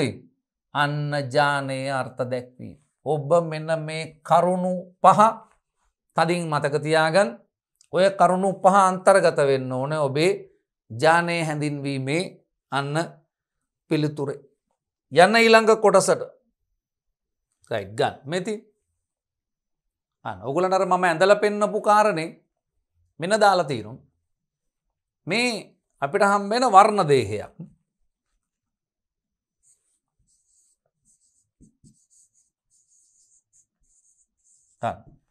වර්ණ දේහය ඇතුලේ DNA එකක් තියෙනවා පේනවා.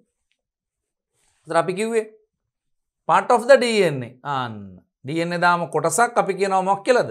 ජානයක් කියලා. ඒතර මේ ජානයක තියෙනවා භස්මාණුපිළිවෙලක් මේ පේනවා. ජානයක භස්මාණුපිළිවෙලක් දකින්න පුළුවන් වෙනවා. ඒතර අපි අන්න ප්‍රෝටීන සංශ්ලේෂණයේදී අන්න මේ දාම දෙක DNA වල දාම දෙක එකට වෙන් වෙනවා. අර සර්පිලාකාර දාම දෙක එකට ලෙහලා අන්න දාම දෙක වෙන් කිරීම කරනවා. ඉතින් ඒ සඳහා එන්සයිම තොගයක් අපිට ඕන වෙනවා. අපි ඒක අන්න දීර්ඝව සාකච්ඡා කරනවා කියලා මම කිව්වා අණුක ජීව විද්‍යාව හා ප්‍රතිසංයෝජන DNA තාක්ෂණය යටතේ. ඉතින් අපි මේ පාඩමත් අරගෙන බලමු. එතකොට අපිට ඒ ටික හම්බෙනු. මේ භස්ම ටික අපිට හම්බෙන්නේ එතකොට මේ ඇඩෙනින් තයමින් ආන්න මේ විදියට අපි පොලිනියුක්ලියෝටයිඩ් දාම දෙක වෙන් කරගත්තා. ඒ වෙන් කරගත්ත පොලිනියුක්ලියෝටයිඩ් දාම වලින් පිටපතක් හදන්න mRNA පිටපතක්. මේකට හේතුව මම කිව්වා මේ DNA අණුව අන්න සෛලේ න්‍යෂ්ටියෙන් එළියට යන්නේ. මේකේ තියෙන ජාන මේවා මේ එහෙ මෙහෙ යන්නේව නෙවෙයි. පැහැදිලි? ජාන එහෙ මෙහෙ වුණොත් ප්‍රශ්න ගොඩකට යනවා. ඒකින්ද මොකද වෙන්නේ? මෙයා ඉන්නව නිශ්චිතව. දැන් මෙයාගෙන් අන්න පිටපතක් ගන්නවා. කවුද mRNA? මම අන්න කොයිඩ් හැදිලා ඉන්නේ. COVID-19 ආසාදනය වෙලා තියෙන දැන් අන්න මැසේජ් එකක් ගන්නෝ DNA වලින් පිටපතක් mRNA messenger RNA පණවිඩකාරක RNA. මෙයා අන්න තොරතුරු ටික ගත්ත කාගෙන්ද? DNA වලින්. එතකොට බලන්නකො ලැන්ග්වේජ් එක. ඒගොල්ලන්ගේ භාෂාව නියුක්ලියෝටයිඩ් භාෂාවක් තියෙනවා. වෙන විදිහට කිව්වොත් නයිට්‍රජනීය භස්ම භාෂාවක් තියෙනවා. ඒගොල්ලෝ කතා කරන්නේ නයිට්‍රජනීය භස්ම වලින්. ඇඩෙනින්, ගුවැනින්, සයිටෝසින් අපිටෙන් තුන් දෙනා එකතු වෙලා අන්න ඇලනින් කියන ඇමයිනෝ අම්ලය හදමු. එහෙම කිය. තව භස්ම තුනක් කියනවා. අන්න ගුවැනින්, සයිටෝසින්, තයමින් අන්න එහෙම භස්ම තුනක් එකතු වෙලා තව ඇමයිනෝ අම්ලයක් හදන්න. ඒක තමයි භාෂාව මේ. ඒතර අන්න පිටපතක් ගත්තා. DNA වලින් mRNA පිටපත ගත්තා. එයා කොහෙන්ද ගියේ? එළියට යනවා. ඉතින් එළියට ගියා මං කිව්වා ඔයගොල්ලන්ට කොහෙන්ද එළියට යන්නේ? අන්න එළියට යන්නේ අර සෛලේ න්‍යෂ්ටියේ තියෙන සිදුරු තුලින්. අන්න න්‍යෂ්ටියේ තියෙන සිදුරු තුලින් තමයි මේ එළියට යන්නේ. ගිහිල්ලා මක් කරනවාද? කවුරු ළඟටද යන්නේ? රයිබෝසෝම වලට ළඟා වෙනවා. ළඟා වෙලා මේ ගෙනාපු භස්ම අණුපිළිවෙල මගින් හදනවා ඇමයිනෝ අම්ල අණුපිළිවෙල. මේ ඇමයිනෝ අම්ල ටික පොලිමට සෙට් කරලා මේ ඇමයිනෝ අම්ල අණුපිළිවෙල මගින් හදනවා පොලිපෙප්ටයිඩ්. පැහැදිලි? ඒතර ඔන්න ජාන හා ප්‍රෝටීන අතර තියෙන සම්බන්ධතාවය තාර්කිකව අවබෝධ කරගන්න වාක්‍ය ලස්සනට ඔලුවට දාගන්න. මොකද්ද කියන්නේ? භස්මාණුපිළිවෙලක් මගින් ප්‍රෝටීන එක ඇමයිනෝ අම්ල අණුපිළිවෙලක් තීරණය කරනවා. භස්මාණුපිළිවෙලක් මගින් ප්‍රෝටීන එක ඇමයිනෝ අම්ල අණුපිළිවෙලක් තීරණය කරනවා. පැහැදිලි? එතකොට අපිට හම්බෙන එක තමයි ඔන්න ජාන හා ප්‍රෝටීන අතර තියෙන සම්බන්ධතාවය අපි පැහැදිලි කිරීම සිද්ධ කරා. එහෙමනම් ඔන්න ප්‍රවේණ විද්‍යාවට අපි ආරම්භයක් ගත්තා. ඒ ආරම්භය අරගෙන අපි ඒකේ තිබිච්ච මූලික කාරණා ටික ප්‍රවේණික පද ටිකේ අන්න අපිට වැදගත් වෙන ප්‍රධානතම පද කීපයක් පිළිබඳව අපි සාකච්ඡා කරලා අවසන් කරා. මේ ටික අපි පාඩම් කරගන්න ඕන. පාඩම් කරලා මේ ටික අපේ අන්න මතකයේ තියාගන්න ඕන ඉස්සරහට යන්න. එහෙනම් අපි අන්න ඊළඟ ලෙසන් එකට සහභාගී වෙන්න කලින් මේ වචන ටික අන්න අපි හරියට ඔලුවට දාගෙන තියෙන්න ඕන. ඉඳ නැවත නැවත මේක බලන්න. බලලා ඔලුවට දාගන්න. එතකොට අපිට පුළුවන් අන්න ඊළඟ කොටසෙන් අපි හම්බෙමු. ඒකේ අපි මේ ප්‍රවේණික පද වලින් ඉස්සරහට ගිහිල්ලා මෙන්ඩලීය ප්‍රවේණික සංකල්ප පිළිබඳව අපි සාකච්ඡා කිරීම සිද්ධ කරමු.